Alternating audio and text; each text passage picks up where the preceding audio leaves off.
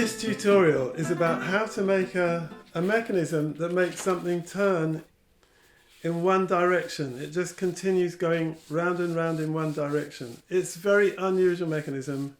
I didn't invent it. I can't remember where I found it from. I spent ages trying to invent it, and then finally I found it somewhere, but it is very unusual. I've got no examples. I'm sorry I can't give credit to whoever invented it. This is one I made that you can see the way it works most clearly, and it takes pushing and pulling it 3 times to make it do a complete turn. But it always keeps going in the same direction, whereas everything else, it'll go forward and then go back, forward and back. There's a better example here, where here you pull this and you can see it turning in one direction. And then I can show you how it actually works. You actually have a hollow pull strip, and it has these offset slots. Inside the pull strip is a propeller with 3 prongs. So as you pull it, it pushes one disappears and the next one comes up. As you push it, it keeps going like that. And to keep the whole strip on track, here there's a tongue that goes inside the pull strip to guide it. And so that's the way that one works. The way this one works, it hasn't got that. Instead of it having a tongue to hold it in place, the whole thing has got 2 slits. It's those slits that guide the direction of movement. And then this is the hollow pull strip. I'll show you the directions in a minute. So it's got a window here, and the propeller is linked through the window. So as it slides backwards and forwards, this window controls the amount of movement. And then these are the offset slits that move the propeller. So I'll just run through all the pieces. It's a complicated mechanism. There is a lot of measuring, and if it's all a bit too much, leave it. Just go on to the next tutorial. This is the base sheet. The whole sheet is 19.5 centimeters long. From here, from one end, it goes 9, and then you've got the hole. The hole is 1.5 centimeters wide in diameter, and then there's another 9 centimeters. So the total 19.5. The width of it is 9 centimeters. It's 3, then there's the tongue that will be guiding the strip, that's 3, and then there's another 3. So the total there is 9. This is the tongue that will be guiding the pull strip, so that's 6 centimeters long and 3 centimeters wide. This is the slit that also guides the direction of the pull strip. This is 3.5 centimeters wide, and it's 2.5 centimeters from the end of the card. So that's the base. This is the pull strip. This is 19.5, the same as the base. This is the window that holds a hub, that holds the propeller that is attached to the image. So this is the window. These are the slots that the arms of the propeller go through. The overall dimensions, this is 19.5 long, and then you've got, this is a triple thickness strip. Because it's hollow, you've got 3.25, 3.5, 2. That's the dimensions of these. And these ones, this 2 below, this is the line that one of the slots that the propeller arms go through. So that it goes 3.25 centimeters, then it's 6 for the slot. The slots are 4 millimeters wide, and then it's another 10.25 to the end. This window is 5 centimeters from the end here and 9 centimeters from the end there. The whole length of the window is 5.5 centimeters, and the height of the window is 1.5 centimeters. This is the other slot. This is 6.25 centimeters from the end.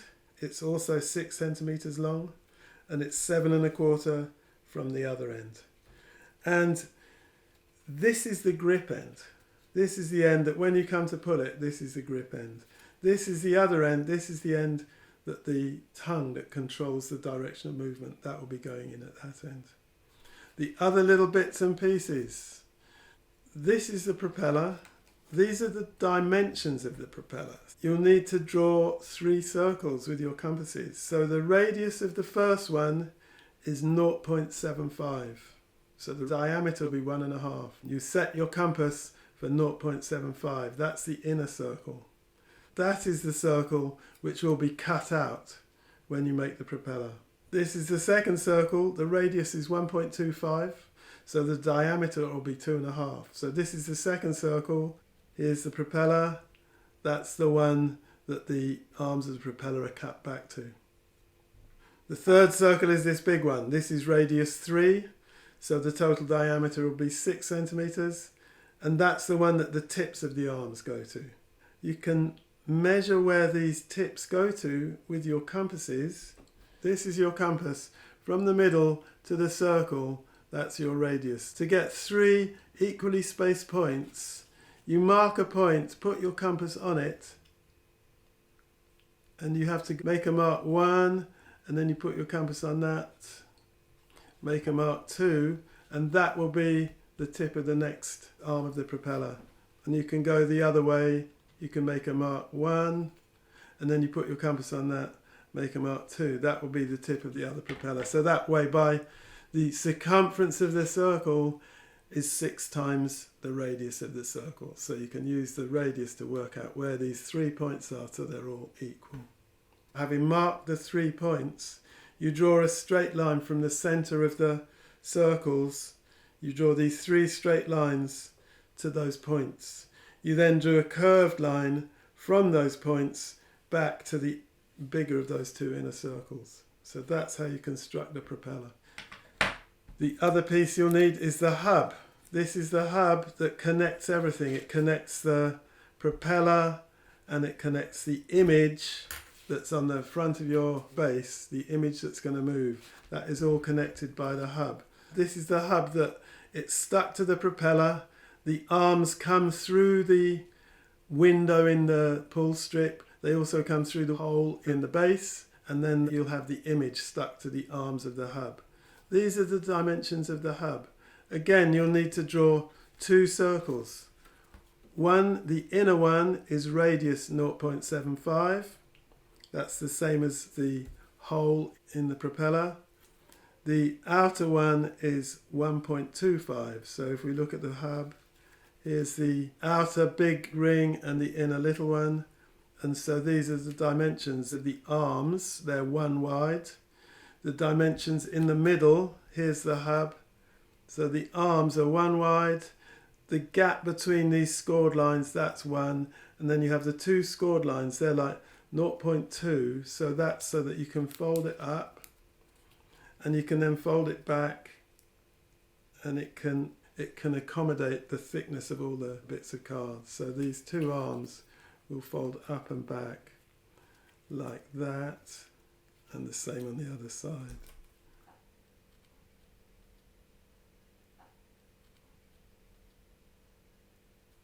The last piece is this. It's a little reinforcing piece to reinforce the tongue to make it stronger, and that is 5.5 by 2, and that's the simplest bit of this construction. So I'll just stick that on first, put glue on that, and then it'll have time to dry before we assemble everything else.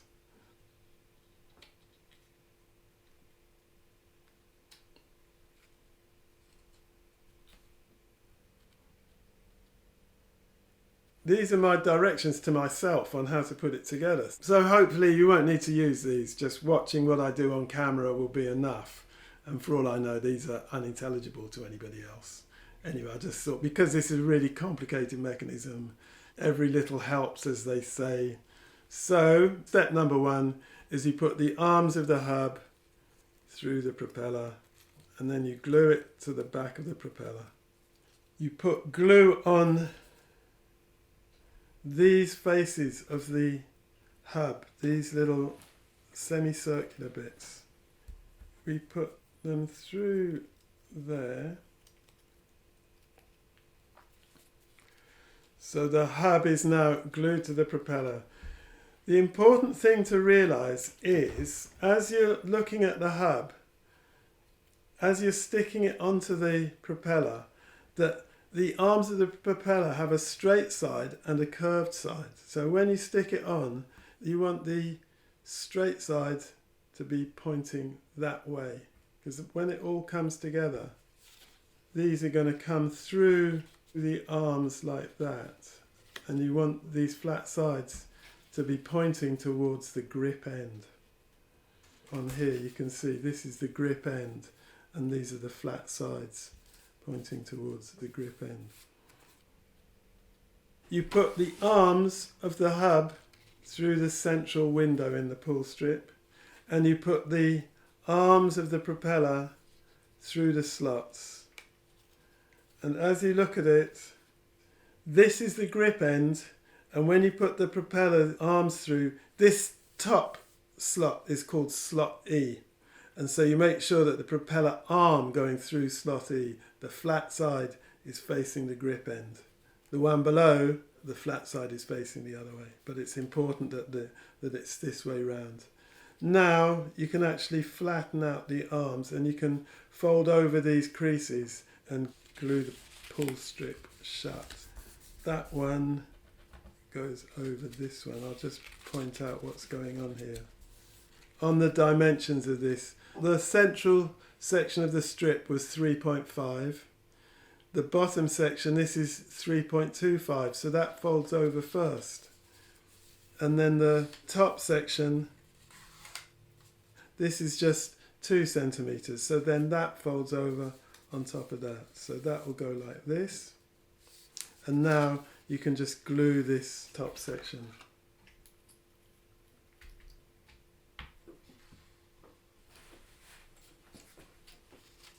Right. So that's the pull strip glued. Now feed the grip end through the slit in the base. Feed the hub arms through the hole in the base. So the grip end goes through the slit in the base. The hub arms go through the hole in the base.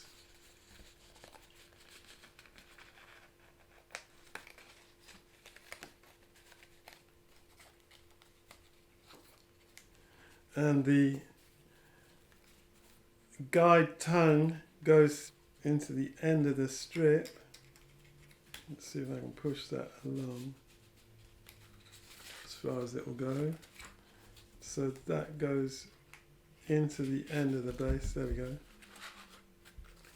Right, so before you can actually start pulling it around, you need to stick your image on to stop that pulling out. So I'll just take a red strip.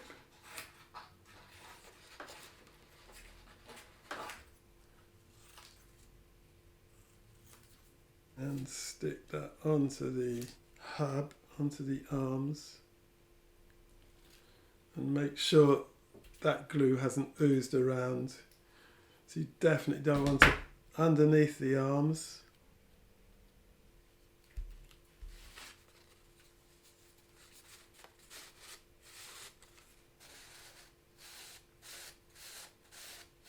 There we are. So you look at this side, you can see as you pull it, pulls that arm, the other one goes down.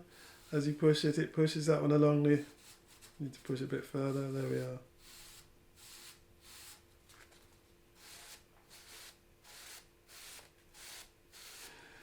So that's the turning in one direction. Very complicated. If it fascinates you, go for it. Oh, there was another thing I wanted to show you. When I was really keen on this, I thought, can you make it go round more, faster? And so this was what I came up with. This one we've just made, you have to go backwards and forwards 3 times to get a whole revolution. Whereas this one, you only have to go backwards and forwards twice to get it to do a whole revolution. I was messing around with this years ago, so when I went to look at it, what had I done? I've actually got the whole double pull strip. It's got 2 hollow strips stuck next to each other.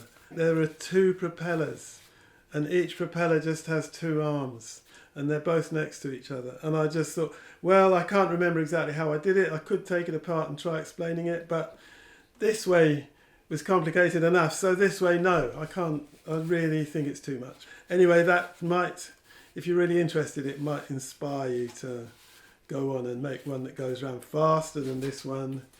And if you're really good, who knows, you might be able to make one that goes all the way around in one pull.